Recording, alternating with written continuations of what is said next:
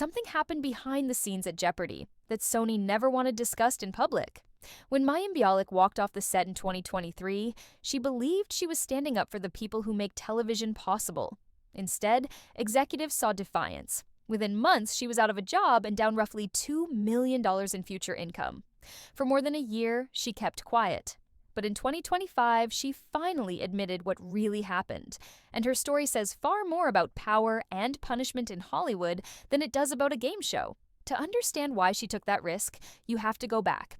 Mayim Bialik was born on December 12, 1975, in San Diego, to Beverly and Barry, the children of Jewish immigrants from Poland, Czechoslovakia, and Hungary.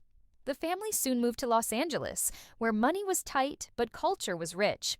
They kept a kosher home, honored Jewish holidays, and filled her childhood with stories, theater, and a deep sense of identity. She grew up feeling both grounded in tradition and slightly out of step with the world around her. By 11, she'd landed her first major break, playing young Bette Midler in Beaches. From there came guest roles on shows like The Facts of Life and Webster, and at 14 she became a household name as the title character in Blossom. The fame was huge, but so was the pressure. Long days on set, paparazzi outside the house, and a constant sense of being watched.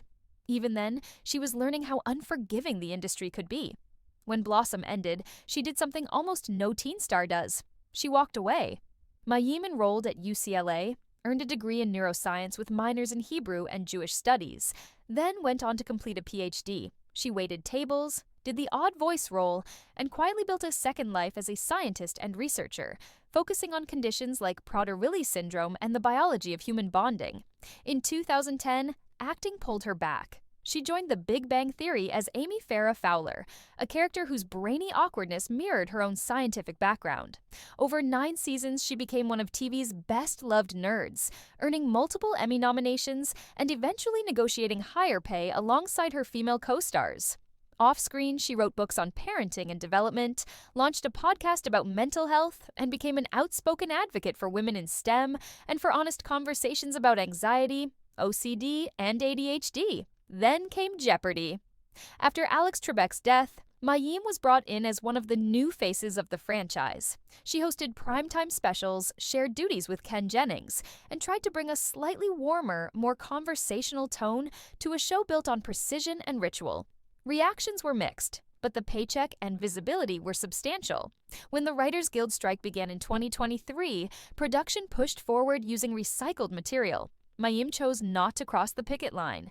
She saw it as solidarity with writers, the same people whose work had carried her through sitcoms and scripted television for decades. Sony saw it as walking away from a live contract. Ken Jennings finished the episodes she was slated to host.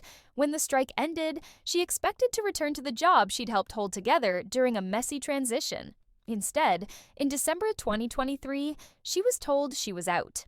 In later interviews and on her podcast, she linked the decision directly to her refusal to work during the strike. Stations preferred one consistent host. Sony preferred someone who didn't disrupt production. By 2025, Mayim was blunt. Standing with workers had cost her millions, a high-profile platform, and a supposedly secure role. But she said she'd make the same choice again. Her story is no longer just about a quiz show.